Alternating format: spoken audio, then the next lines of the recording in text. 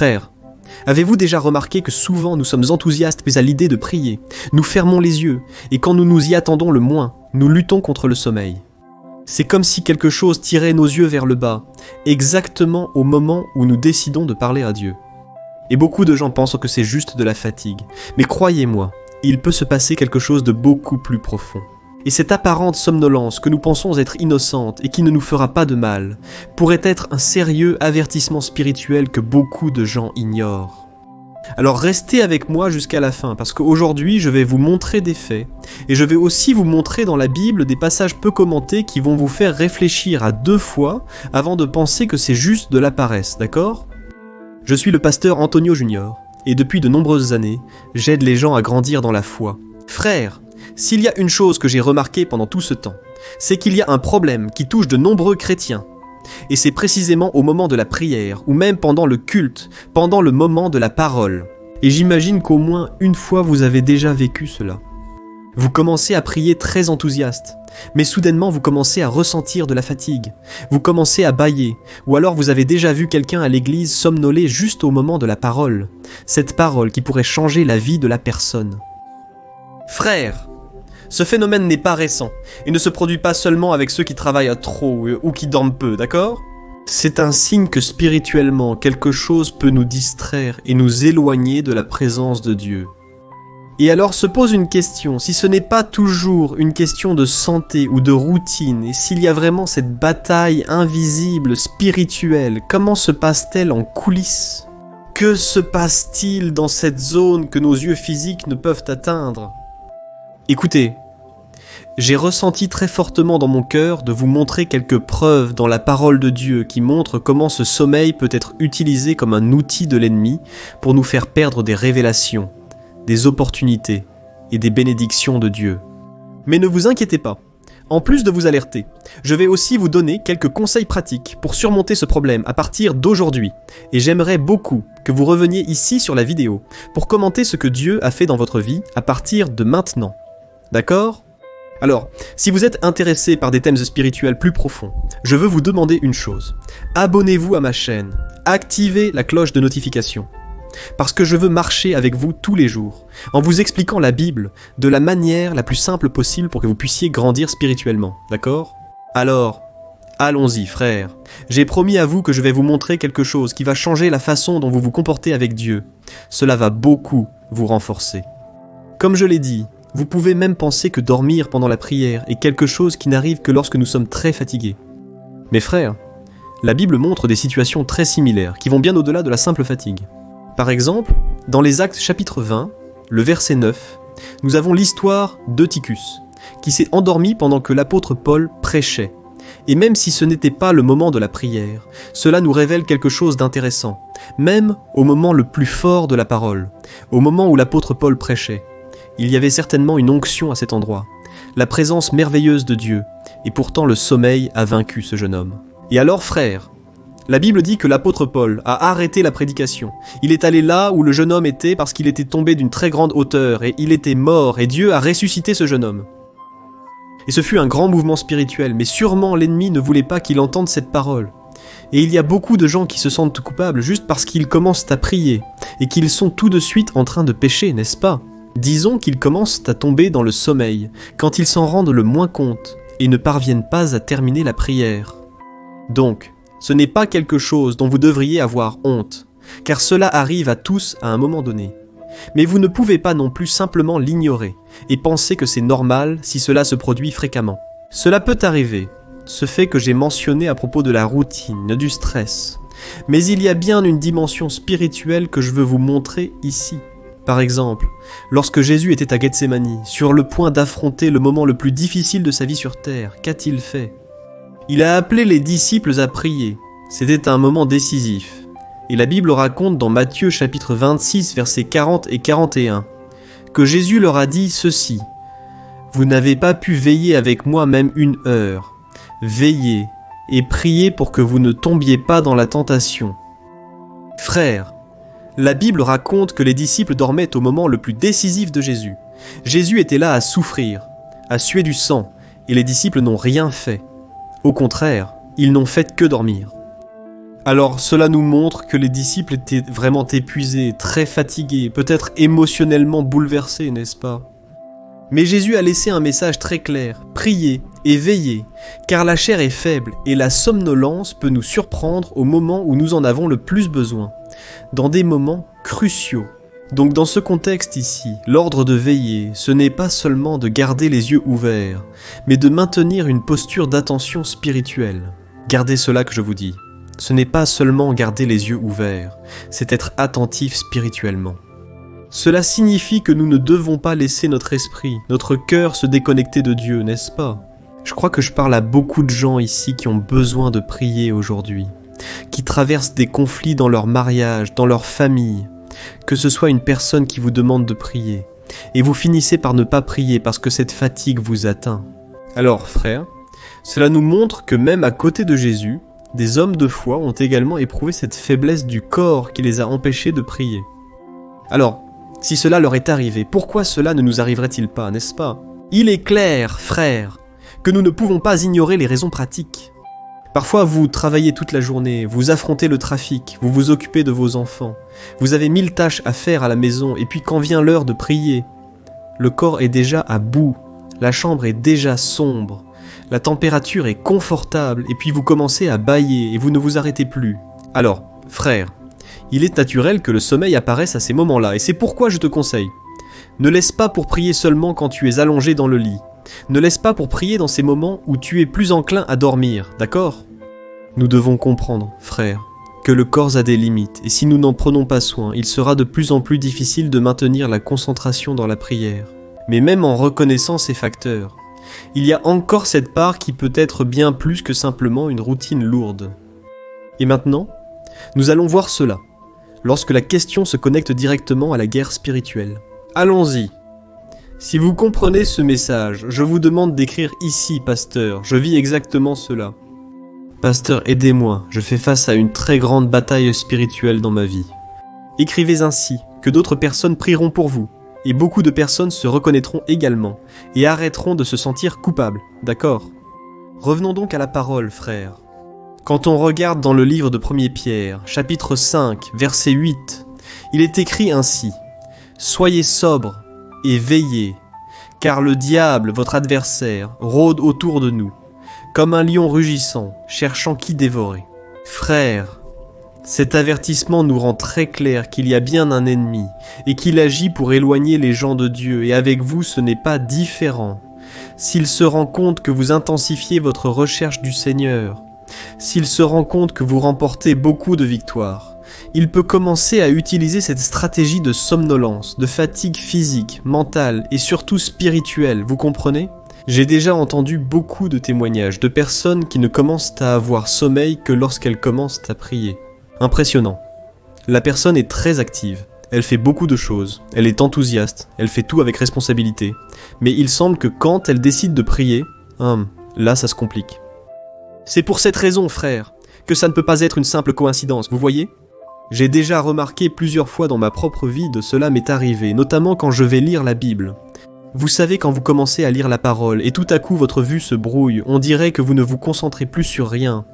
Même en laissant votre téléphone de côté, comme je le fais toujours, frère, il y a des moments où je ne peux pas expliquer, je commence à lire la Bible et tout à coup, je commence à me fatiguer, c'est un bâillement que je ne peux pas expliquer, mais la Bible le dit clairement.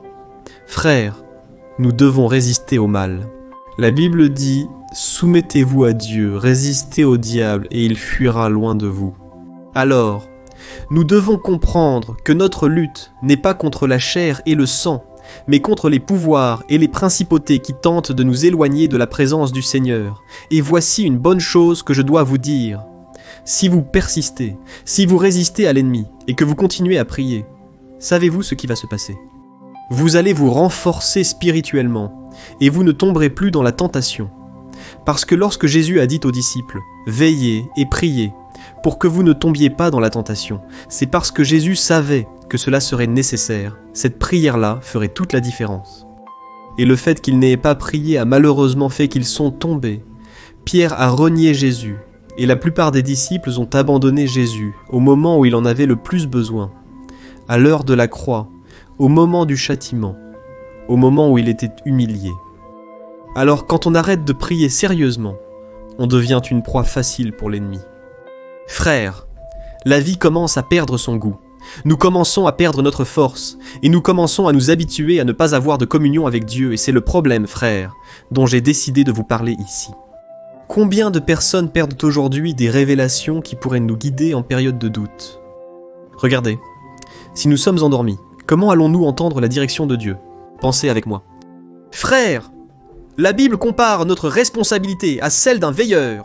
Je ne sais pas si vous avez déjà entendu cela, mais dans Ézéchiel, chapitre 33, verset 6, il est dit que nous devons être comme un veilleur, attentif pour avertir le peuple du danger. Et si nous dormons, que se passe-t-il ? Nous ne pouvons pas alerter les gens sur le retour de Jésus et comment nous sommes froids. Comment allons-nous pouvoir soutenir notre maison ? Comment allons-nous réussir à avoir une vie victorieuse avec force, vigueur et surtout avec le pouvoir du Saint-Esprit pour vaincre le mal et le péché, vous comprenez ?